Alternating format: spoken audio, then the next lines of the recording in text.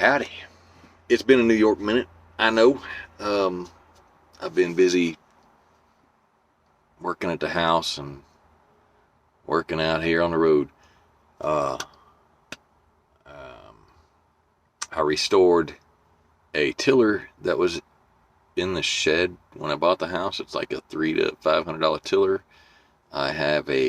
There was a Blackstone style grill that was at the house when we bought it. That was just dirty and nasty. I cleaned that up. Got rid of all the grease that was in the grease trap. I'll post a video of that maybe later on. I took a video. I don't know. So I cleaned it all up and treated it and made some deer sausage and some burgers on it the other day. I'm going to shoot for... We got guests coming over this weekend, so I'm going to shoot for cooking something on it. I got to find me a good recipe. She wants to do burgers. I don't know if I want to do that.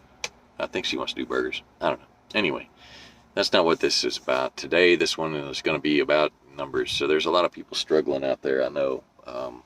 I've been struggling myself, debating on what to do due to the market.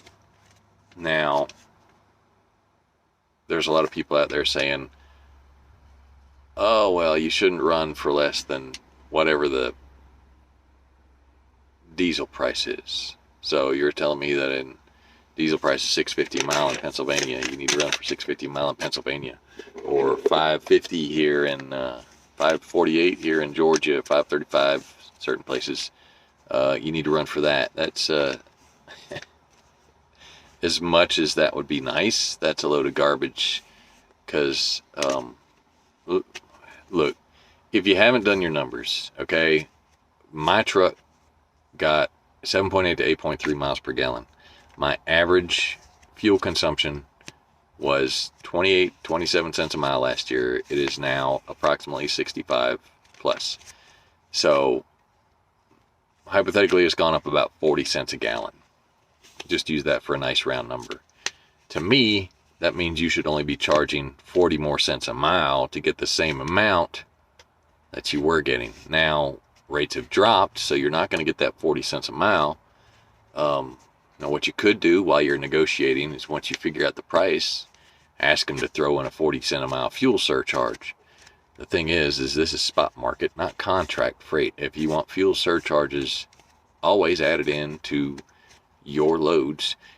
Get your own freight. Go to a shipper. Speak with the one who handles the freight, and yeah, talk to them. But you got to know how to talk. Hold on here.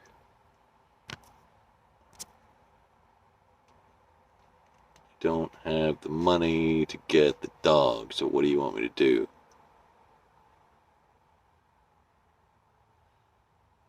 Who the hell doesn't have $200? Howdy. I'm back. I gotta quit getting these things interrupting me. Anyway, so let's talk a little bit about some numbers, okay? When I do my numbers for the week, I know what I gotta make. I know the bare minimum I have to make is really low compared to other people because I don't have a $3,000 a month truck payment. I don't have my house is $1,150 or whatever with the about $1,150 a month with PMI and all that other crap. My costs are really low. My costs are like less than $2,000 a month or something like that. But, you know, that's for everything pretty much. I don't know. I'm still talking on this stupid video. I thought I paused it. I don't know. Anyway, so I'm going to run some numbers by you. And just as an example, right? So you get on a DAT board. Let's say you get about 8 miles per gallon. Let's say your truck uses, we'll just use my numbers. You're spending 65 cents a mile when it is, and that's like when it's $490. That's with my discount over there in Jackson. Hold on a minute. So if you got a truck that gets 8 miles per gallon, on every 1,000 miles, you're spending 125 gallons. 125 at $490 is 61. So, what is it? 495, 50 is 68. 687 actually. Well, people, we're going to do a nice round 70 cents a gallon, because that would be around, hold on, let me see here. Yeah, 70 cents a gallon is somewhere between 7.8 and 8 miles per gallon. So it's like 7 point, I don't even know what the percentage is, okay? But we're going to say that's at 5.50 a gallon, okay? And that's just because it goes up and down and fluctuates. It helps to know what your numbers really are. I mean, if your average is 65 cents a gallon, then round it up another 5 cents, and that'll take into consideration any increase in fuel prices. It won't take into consideration decrease, but consider the extra money you got coming in a bonus, and set it off to the side for when the price does go ridiculously high. Okay, so we'll do 70 cents a gallon right now. I'm trying to go, hold on a minute, let me set some. Say I'm trying to go from Charlotte, North Carolina to Savannah, Georgia, within a 150-mile radius of both of those locations. I'm delivered in Charlotte, and I live in Savannah, let's just say. So I want to figure out, error. Come on, wake up. I want to figure out what the best route, what the best load would be for me to take. Are you going to come in, tell me my load's ready? No, they're getting the mail. Blue hair, blue shirt, blue pants. Okay, come on, wake up. Oh, I know why, because this is too low. So this thing needs to sit up here. My signal's really bad over here. All right, so within 150 miles of each one. So you got, let's just take, coming out of Charlotte, where you're dropping at, you got 0 miles of deadhead. There's going to be about 10 miles of deadhead, so we'll just put 10 miles of deadhead. And then from Jacksonville to Savannah is about 139 miles from zip code to zip code. This isn't going to be practical miles. We don't know the addresses and so on. This is a roundabout idea.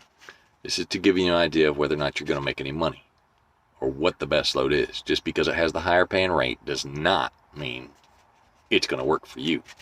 Okay? Say my quota is $700 a day net that I need, right? All right, so we got 139 miles from Jacksonville to Savannah, and 10 miles from Charlotte to Charlotte, so we got 149 miles. Okay, see right there, 149. Don't pay attention to the 0.65. That doesn't make anything there. All right, and then you got 385 miles for the trip. Some of these companies are good at doing practical miles. I mean, Arrive does it fairly well. There's a couple others that do, and there's a lot that don't. By no means am I promoting Arrive Logistics. I just get loads from them sometimes, and I notice that they actually have almost the right amount of miles. Unless I go a different route, and sometimes it's over, but most of the time it's under. All right, so we got 385 and 149 a deadhead between the two, because we're not going to take a load afterwards. We're going to go home. So here's how you want to do that. You got your, and because you're averaging your miles, you don't worry about whether it's loaded or unloaded or the weight or anything like that, because your average miles over a certain amount of months is going to take into consideration every single weight that you've done, be it 45,000 pounds or 1,000 pounds. 385 and 149 is 534 miles. So you got 534. And if you use the 123 load board, has a calculator built into it. I use that. I have one on my spreadsheet that I made that does exactly the same thing. And if you use this, it'll tell you approximately how much you're going to be spending on fuel and whatnot, or you can just use this. But it's going to change occasionally depending on what state you go through and so on and so forth, and yada, yada, yada. But we're just going to do, like I said, the average. So 534 at 70 cents a mile is $373.80 in fuel. So we're going to round up to 374. All right. And you're getting, we're going to say they take out 20%. If you work for Landstar, it's 35%. But they pay me more money. Okay, whatever. If you work for somebody else, it might be 15%. So you got to take your number, take whatever it is. This one says 1,100. I could probably talk them up to 1,200. So we're gonna round it up to a nice $1,200. $1,200 minus 20% is $980, $960. I can't read that backwards. And then you take off your fuel at $374. It gives you $586. Now you're not making the $600, $700 you want per day off of that load, but you're going home. So that's the other thing you got to take into consideration. Are there good loads coming out of your house? Are you going to starve to death? Have you had better loads during the beginning of the week as opposed to the end of the week, etc.? All right, so you got 586 on 374 miles for that load. That takes you all the way home, okay? Now, you look at another one, and you've got, let's see here. There's not a lot of them here. So here's one going from Durham, North Carolina to Jacksonville, Florida. Ooh, it's nice. It's got $1,400 on it. Now, even if that $1,200 couldn't be talked up, let's just do that one real quick, because you got to do this nowadays, because I don't know who you are. You got to do this nowadays because you don't know. So that's a 880 minus 374 is 506. So it's an $80 difference if you don't get the 1,100 up to 1,200 going to Jacksonville, okay? Now you got Durham, North Carolina, Jacksonville, Florida. Durham is 145 miles of deadhead. Jacksonville from your house is 139 miles of deadhead, and then 470 miles for the trip run for a grand total of 763 miles at 70 cents a mile equals $534.10. $534.10. Write that down. We got 763 miles. Make sure you put a $sign next to your regular number, because you don't accidentally say, oh, that's mileage. That's not miles. Miles. You just leave a message? These people, I don't know who they are. All right. So $1,400. Remember that. You got, say you can't talk them up. That's all I got in it. I'm not going to go up any higher, because that's all I got. I can't do nothing else. I'm sorry. Well, find somebody else. $1,400 minus $280, which is 20%, brings it down to $1,120 minus the fuel at $534.10, brings it down to $585.90 for that $1,400 load. That's without being increased. And what was the other one? With an increase was $586. Without, it's $506. The other thing you got to consider, is it worth it? Is the $80 extra worth it to go 763 miles or 534 miles for $80? $80 for 129 miles. $80. Is that worth it? To me, that's not worth it. I'm going to end up in the same place. I'll have less time driving to get to my delivery, and I'll be able to get home quicker. Now, if you're in a hurry to get home, okay. If you're not, whatever. No big deal. This same method applies to just getting a load with no deadhead, okay? Because I did one the other day, and it was a $1,400 load versus like a $1,000 load, and the difference was the same thing. It was about $80. This one took me directly, like the one I just booked. It's taking me directly through the house. It's only $925 before any cuts. But if I was looking at the $1,100 load, so I got an issue with my trailer. I don't think I can haul cans right now because somebody screwed up one of my E-tracks at the bottom by shoving pallets in, and it kind of bent a little piece out, and a sledgehammer ain't gonna cut it. So I got to get a new angle grinder because someone stole mine or I misplaced it. Anyway, so I can't get cans right now, but that load is only $1,100, which is the same one that we're looking at. So, but my cost, I'm doing at 65 cents a mile. So if I was doing 534 times 0.65 is 347 because I get better fuel mileage. Not much difference, right? Between the two, 70 cents and 65 cents, there's 347, and you can't see which one is which. $27 difference. But hey, if y'all do that every trip, $27 a day, 5 days a week, that's $185 a week at 50 weeks, depending on how many weeks you work. I mean, 10 weeks, that's $1,850, right? 50 weeks, that's $1,850 times 5. That's $9,000 something in a year that you can save by having a better truck, a more fuel efficient truck, not necessarily a better truck. Where was I? So the $1,100 load at my rate, I'm bringing home $499 and some change on this run, and I'm running through the house. The $1,100 run probably drops on Saturday. I'd have to go to Jacksonville. This one's going to put me in Savannah, the one I grabbed on Monday morning, which is where freight is. So I'm not going to have to hunt for a load before I leave the house. I just leave the house in the morning in time to go get to my delivery and drop it off and find me a load. Easy peasy. The only thing I don't like is having a load sitting under me while I'm at the house.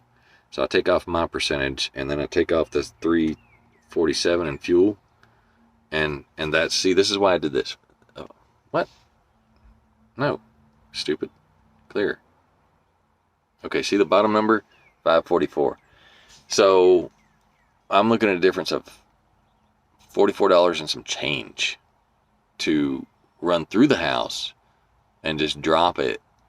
And the other thing you got to consider, does the load drop on Monday? Are you going to hold it for the weekend, or are you going to take it? Because if I took the Jacksonville load and I went home, the other factor to consider is I've got to go back to Savannah or Stillmore or somewhere to pick up a load. And Savannah is approximately, most of the loads are 52 miles out. And that's another $33.80. So there's $34 more off of the $44. So I am losing $11. And the miles I'm getting, wake back up. Nobody told you to go to sleep. Come on now. Get away. So the miles I'm saving, you got, where was this? 385, 149 is 534. The other thing I'm looking at is $11, and the load that I'm running is going to run me approximately 350 miles, and the difference I'm saving is 184 miles worth of wear and tear. You got to know all your numbers, and the reason I say this, $11, remember that. There's $11 difference between me going through the house and dropping it on Monday as opposed to me dropping it Saturday or Friday night, which I'm not going to be able to do because my time's out, and going back to the house, which is already figured into the deadhead, I figured, and then going back out. So that I got $11 in, right? I'm losing $11, but 184 miles difference is what I said, right? And my average when I bought the truck, my average on maintenance that the gentleman had before this was my truck was 6 cents a mile. I got it up to 7 cents a mile and then 12 cents a mile, but spreading it out over the whole 12 cents a mile during the time I've had it. But if you spread it out over the amount of miles that it's been alive, 184 miles at 7 cents a mile is $12.88. So I just made $1.88. I saved $1.88 in wear and tear on my truck. I saved $13 in wear and tear on my truck. Because of the 7 cent a mile figure. Now, this is why you have to know all your numbers. This is why when you're an owner operator, you're not just a steering wheel holder. I would love to go work as a company driver, but the freedom, oh, you can't take that time off. We got people with seniority. You can't take that time off. We need you to drive for Christmas and Thanksgiving because, everybody else is taking off and so on. And so, no, you don't. And I know times are tight. I looked at numbers and I was in a little bit of a panic there for a minute. it just got to me. All these rates and fuel and all that crap got to me, and I was running the numbers. I'm like, there's no way I'm going to make it. I've been making the same. I've been running in my town and a couple of others because I've been able to command the almost the same rate. It's just I'm losing money because of fuel. So there's a difference there. You're not going to be able to make it every single time, but you got to take every single thing into consideration when you're in this business. Now, if you really want to make the money, you want to keep making the money, supposedly these heavy haul dudes with step decks and whatnot, they're still getting like $6, $7, $8 a mile. I seen a dude bragging how he made $4,000 on a 2,200 mile run, or was it $6,000? I don't know. But you got to get training for that too. So, and this is the other thing. So, company drivers, when you're looking for a load to get to the house, when your company is looking for you a load to get to the house, depending on where you're at, I can relate to their problem, because when I want to get home, the loads are more scarce. When you have a larger window, I'm searching through from one location, say Atlanta, Georgia, and I'm searching through Georgia, North Carolina, South Carolina, Tennessee, Kentucky, Alabama, Mississippi, Louisiana, whoever's got the freight. I'm only searching through 5 of them, though. I'm not searching through like a gazillion of them anymore. But you got to look at where you're going to. What's coming out of that market? Is there freight actually coming out? Even if it's not the best paying freight, it can still get you up further down the road to possibly a better paying location. But when you're going home, you're not searching for 5 or 10 states. You're searching for one city to one city. And if you are going someplace where there's not a lot going out, there's not a lot being produced. If you live in a consumption state like Florida, you have a good chance of finding something going down. If you live in a high production state, you might have some good luck getting some going there, because they got to get the products to make the stuff they produce. Turn left on APT Highway. I'm not even moving, so shut up. Anyway, that's my pointer for the day. Hopefully it'll help you make some money, and I can't get this thing to wake up anymore, but like I said, I did Charlotte to Savannah, and there was 11 loads within a 150-mile radius of pickup and delivery on a Friday, because the market's just that bad right now. So, I know why. Got the phone down here between my legs again. It's not going to work because the signal sucks here, because I'm in between some mountains. Oh my goodness, what's going on here? All right, let's go back there.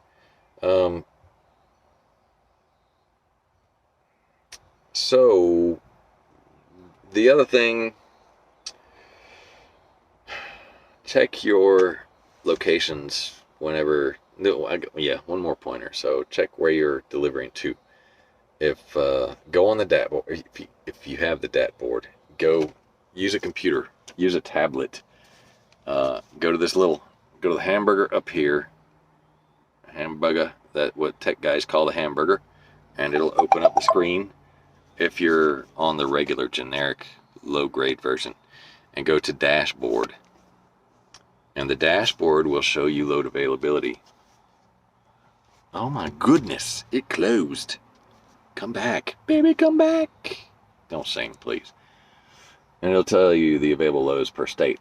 Now, if we look at it, we got 1278 coming out of Georgia and 465 going in. That tells you Georgia's a good state. But you got to remember that 1278 covers the whole state. So always double check.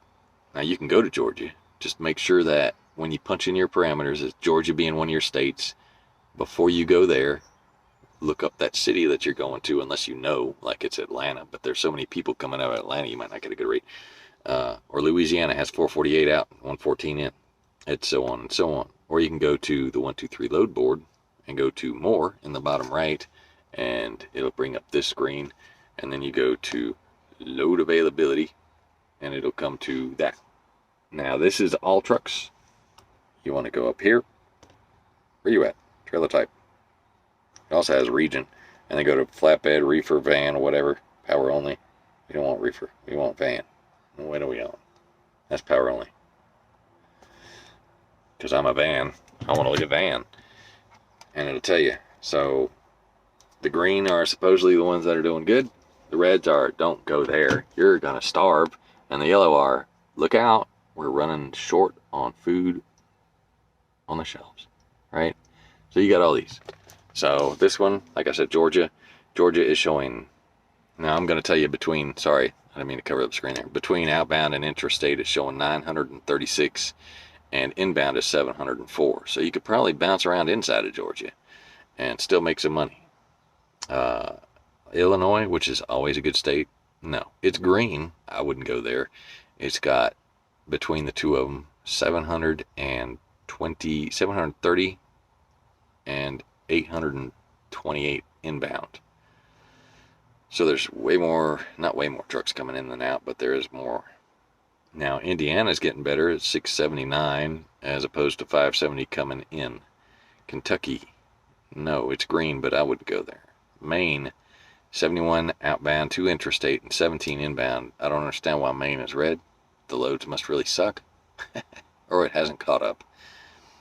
So, but like I said, you know, Michigan right there, Michigan showing 345 and 67, 412 as opposed to 381.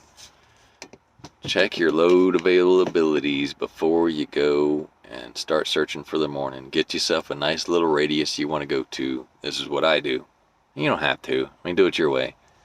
And do survival mode. Run your numbers. Make sure you know what you can survive on. Write down your expenses, your fixed expenses, your costs, even your house costs. If you don't know what I'm talking about, look up some of Jeff's older videos. You got household expenses and you have truck expenses. Some of them are fixed, like your truck payment's the same every month. $550 a year, spread out over 12 months.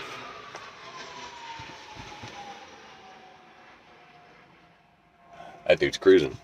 $550 a year spread out over 12 months is $45.83 a month. Now, if you are paying 80%, or if you're getting paid 80%, 100% would be you have to make $57.29 because that fraction has to come out before you get to your net. Don't forget that. Always add. If you're at an 80% company, yeah, and you got to add 25% to get back up to the 100%.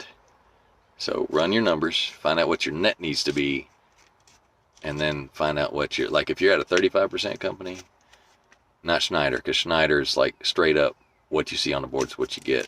If you get to see the rate cons and you get to book your loads at someplace like Landstarv, figure out what it would take to get to 100%, and then after you figure out your net, add that percentage to your number, and then you can figure it out easier as to what you need per day and so on.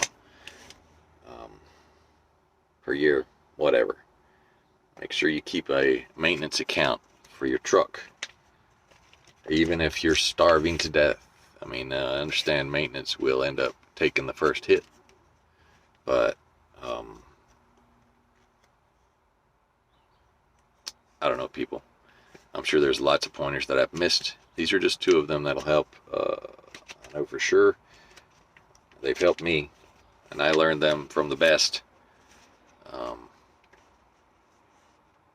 And I'm really picky about my numbers, so, you know, gotta break them down like this, that, and the other. Gotta make sure it equals right. That's like my, say you got a car payment of $230 at 80%. 100%, it's going to actually be $288. Got to remember, your cost has to add that percentage in, because if you're just doing it by the net and you're saying I need this much, and then you're booking a load, I need $900 a week, and you're booking a load for $1,000 a week, and your company cuts out 20%, you are $100 short every single week. You will fail. There's no ifs, ands, or buts about it. So, anyway, that's it for me. I don't know. I don't know when I'm going to post again. I've been skimping on my posts. I'm sorry. I've been busy as all get out with this new house. I mean, I've got all kinds of stories. In addition to those at the front of this video, here's another one. So we had the master bath. I'm not sure if it was an afterthought or what. I mean, there was a window in the bathroom originally, and that was covered up with the wall for the shower and painted over, boarded up on the inside. I don't know what. There's still a window on the outside of the house, but you can't see in, you can't get through it. There's a wall in the way. But I had a problem with hair clogging the drain, and I couldn't get it out. So I found an access panel in the master closet and popped that off. And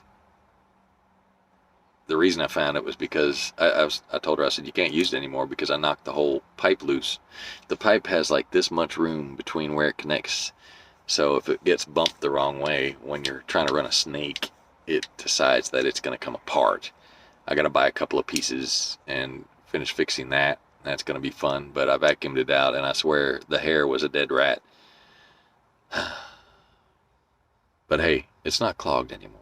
Good times, right? So, anyway,